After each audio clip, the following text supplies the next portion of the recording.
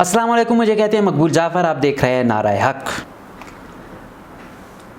किसी दाना ने कहा था कि जैसा करोगे वैसा भरोगे। इंग्लिश में इस हवाले से एक कोटेशन है कि mouth can lie, eyes cannot, people will forget, Karma will not. Karma यही है, जैसा करोगे वैसा भरोगे। आज जो मैं ये बात करने जा रहा हूँ, इसकी एक मौजूदा मिसाल हमें देखने को मिल रही है बलूचिस्तान में। बलूचिस्तान में एक बड़ी दिलचस्प कहानियाँ चल रही हैं। बलूचिस्तान के अगर बाप पार्टी के हेड असम्बली में जाम है, तो वहीं पार्लिमानी लीडर जो हैं पाकिस्तान तहरीक इंसाफ के, वो रिंद हैं तो वो असम्बली में, लेकिन मैखाने में। उसकी मिसाल आप एक मैखाना ले लें जिसमें जाम और रिंद की आपस में नहीं बन रही है। हालांकि कहा जाता है कि ये होना चाहिए वरना फिर मज़ा ही नहीं आता, लेकिन यहाँ पर भी इसी वजह से तो हुकूमत नहीं चल पा रही कि जाम और रिंद में कुछ बन नहीं पा रही है। जब जाम और रिंद में नहीं बन पाएगी तो फिर ज़ाहिर बात है मैखाने का मज़ा भी नहीं आएगा। हुआ ये कि पहले जाम साहब जब हुकूमत में आए तो रिंद साहब कोई अच्छी वजारत लेना चाह रहे थे या वज़ीर आला बनना चाह रहे थे। ज़ाहिर बात है असलम रहसानी साहब 6 उसकी सीटों पर वज़ीर आला बन गए, तो ये इसकी तो फिर भी एक ऊपर भी थी, तो ये भी इनकी भी ख्वाहिश थी कि मैं भी वज़ीर आला बनूं, तो नहीं बन पाई। फिर ये नहीं आना चाह रहे थे हुकूमत में। फिर क्या हुआ, जाम कमाल साहब ने ये किया कि तोड़े इधर से बंदे, मतलब जिस तरह नसीबुल्लाह मरी को तोड़ कर ले गए, इसी तरह उन्होंने क्या किया, फिर नसीबुल्लाह मरी के साथ सरदार बाबर मुसखेल साहब को फिर डिप्टी स्पीकर बना दिया। इसी तरह वो जमाली साहब को ट्रांसपोर्ट का वो दिया गया, मतलब 7 लोगों में 2-3 वो तोड़ के गए, कमज़ोर कर दिया इसको। ऐसा होता रहा। फिर नसीबुल्लाह मरी साहब के कुछ स्कैंडल आ गए, जिस तरह उसने सेहत चलाई आपके सामने है। फिर उनको हटा दिया गया। फिर मौका मिला दूसरे ग्रुप को, फिर रिंद साहब को वजारत दी गई तालीम की। तो यहाँ अक्सर उनके जाम साहब के और सरदार यार मोहम्मद रिंद साहब की चपकलिश होती रही। वो कहते रहे कि आप मुदाखलत करते हो मेरी मिनिस्ट्री में, ये वो, ऐसा होता रहा। फिर तंग आकर उन्होंने रिज़ाइन दे दिया। जब रिज़ाइन दे दिया इन्होंने, तो फिर ये कहते रहे कि आप जो है ना ले लें, लेकिन जाम साहब इतना सीरियस नहीं ले रहे थे। उसने कहा ठीक है, हर वक्त वो करते थे, बन नहीं रही थी, तो जाम साहब भी चाह रहे थे ठीक है चली जाए, कोई और को मैं कंपनसेट करूँगा। जाम एक खेल खेल रहे थे। अब क्या हुआ, गवर्नर चेंज हो गया। पीटीआई में यहाँ पे 2 लॉबीज़ हैं, एक की कासिम सूरी क़यादत कर रहे हैं, एक की सरदार यार मोहम्मद रिंद साहब कर रहे हैं, तो इनकी नहीं बनती। जो पहले वाला गवर्नर था वो ऐसा था, वो उसकी ना कोई पार्टी समझ आती थी, ना उसमें कोई मुझे अहलियत नज़र आती थी। तो वो जब हटा ज़हूर आगा साहब, ये क्योंकि कासिम सूरी साहब की लॉबी के हैं, तो ये आ गए, तो इन्होंने कहा कि मैं आप जो है ना रिज़ाइन एक्सेप्ट करता हूँ आपका। तो सरदार यार मोहम्मद रिंद साहब ने हमारे ज़राए के बकौल कहा कि भाई आप ना करें ऐसा यार, उस वक्त गुस्से में या जिस वजह से दिया गया, ये ना हो कि दोबारा वजारत चली जाए या फिर मुझे तगोदो करनी पड़ जाए। तो फिर किसी तरीके से उनको मनाया, उन्होंने एक्सेप्ट नहीं किया। फिर इन्होंने क्या किया, ये जब वजारत ले रहे थे तो फिर यही होता है कि चलो ले लिया, या उस वक्त जज्बात में आ गए तो वज़ीर आला दोबारा जाएंगे और उनसे रिक्वेस्ट करेंगे। लेकिन वज़ीर आला ने भी भरपूर फ़ायदा उठाया और रिंद साहब को जलील करने की भरपूर कोशिश की। रिंद साहब ने अपनी भरपूर कोशिश की कि यार मैं यहाँ का एक कबायली बंदा हूँ, मैंने वो कर लिया, या गलती हो गई, या मैं नहीं छोड़ना चाह रहा था, उस वक्त जज्बात में आ गया, या उस वक्त ज़्यादा मुदाखलत थी तो मैंने छोड़ी, तो कोई भी नहीं जा रहा था।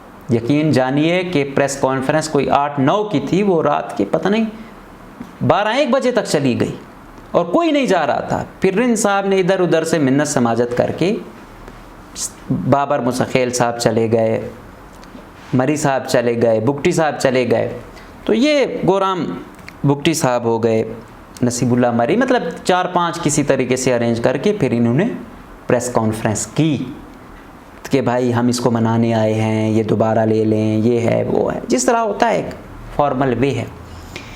अच्छा, जिसके पास ये नहीं जा रहा था जाम, अब क्या हुआ है, जैसे ही तहरीक अदम एतमाद आई है, अपनी पूरी उसको लेकर, कैबिनेट को लेकर नाराज़ उनको छोड़ के उसके पास पहुंच गए, जिसके पास ये नहीं जा रहा था कि वो ये कह रहा था कि मुदाखलत कर रहे हो या मुझे काम नहीं करने दे रहे हो, मेरी मान नहीं रहे हो, तो मैं रिज़ाइन कर रहा हूँ। लेकिन ये भी है कि इस दौरान भी सुना यही है कि सरदार यार मोहम्मद रिंद साहब जो है ना, वो जो वज़ीर की वो हैं वो लेते रहे हैं। लेकिन खैर, कहने का मकसद ये है कि चाहे बुरे के साथ भी बुरा करोगे तो ऐसा होगा, अच्छे के साथ अच्छा करोगे भी तो उसका भी सिला होगा, बुरा किसी के साथ बुरा करोगे भी बुरा सिला मिलेगा, अच्छाई करोगे तो अच्छाई। ऐसा हुआ, वही जाम देख रहे होंगे आप वीडियोस पे, उसके पास पहुंचा हुआ है। ये होता है कर्मा, ये होता है जैसा करोगे वैसा भरोगे। ये हमारे लिए एक एग्जाम्पल है। जिसको मनाने नहीं जा रहा था, टेलीफोन नहीं कर रहा था, एक कमेंट पास नहीं कर रहा था, उसकी चौखट, उसकी दहलीज पर जाके उसको मिन्नतें कर रहा है कि मुझे सपोर्ट करो, मेरी वजारत आला शिप बचाओ, मुझे रहने दो। तो याद रखो, ज़िंदगी में वो तो फिर भी बड़े वो हैं, मेरे लाख इख्तलाफात हैं इनसे। मैं सरदार यार मोहम्मद रिंद साहब की कोई उससे इतना कोई सेटिस्फाइड नहीं हूँ, न मैं ऐसी तर्ज़ हुक्मरानी को, न मैं सरदार नवाबों से कोई इतना एक्सपेक्ट करता हूँ कि ये कोई अवाम से मोहब्बत या उनके लिए कुछ खिदमत करने वाले हैं। लेकिन एक बात है, इसमें एक सबक है कि किसी की तज़हीक न करें और इज़्ज़त दें, इज़्ज़त दें। मैं इस हक़ में हूँ। एक बात, हज़ूर सल्लल्लाहु अलैहि वसल्लम, हमारे इस्लाम में कुछ चीज़ें बहुत अच्छी हैं, हम शायद हमें वो नहीं होती, बाद में हमें पता चलता है। हज़ूर सल्लल्लाहु अलैहि वसल्लम का एक फ़रमान है जिसका मफ़हूम कुछ यूँ बनता है कि अगर आप किसी जगह जाते हैं, लड़ाई होती है, तो वहाँ का जो सरदार हो या वहाँ का जो बड़ा हो, आपने उसे नहीं मारना। अगर आप उसे मारोगे तो फिर आप बात किससे करोगे। इसके साथ एक और एग्जाम्पल है कि अबू सुफियान वाली। हालांकि अबू सुफियान उस वक्त मुस्लिम नहीं थे, लेकिन जब फ़तह मक्का हुआ तो ये था कि जो मुसलमान हो जाएगा उसे छोड़ दिया जाएगा। मतलब जो शिकें थीं उसमें एक शिक ये थी कि अब जो अबू सुफियान के घर में पनाह लेगा, हालांकि अबू सुफियान मुसलमान नहीं था, उसको भी बख्श दिया जाएगा। अब क्या था, यहाँ पे ये हुआ कि हमने देखा, फिर जब उसके वो थी तो वो उनका सरदार था, बड़ा था, उसका मकसद ये था कि आपने उसको इज़्ज़त दे रहे थे और उससे वो इतने मानूस हुए कि उन्होंने फिर इस्लाम कबूल कर लिया, वो फिर इस्लाम के दायरे में आ गए। तो इसी तरह ये भी एक सरदार हैं, हमारे उनसे लाख इख्तलाफ सही, बलूचिस्तान की एक शख्सियत हैं। इसी तरह लसवेला में जाएं तो जाम एक शख्सियत है, वहाँ मैं इसका वो हूँ कि उसको इज़्ज़त दो, ज़िल्लत ना दो। तो ज़िल्लत जब आप वो करोगे वो दोबारा आपकी आएगी, जो गलत करोगे वो आप दोबारा आप उसको फेस करोगे। तो ये एक एग्जाम्पल थी मौजूदा, ये देने का मकसद ये था कि कभी भी ऐसा वो न करें कि कल दोबारा आपको शर्मसार होना पड़े।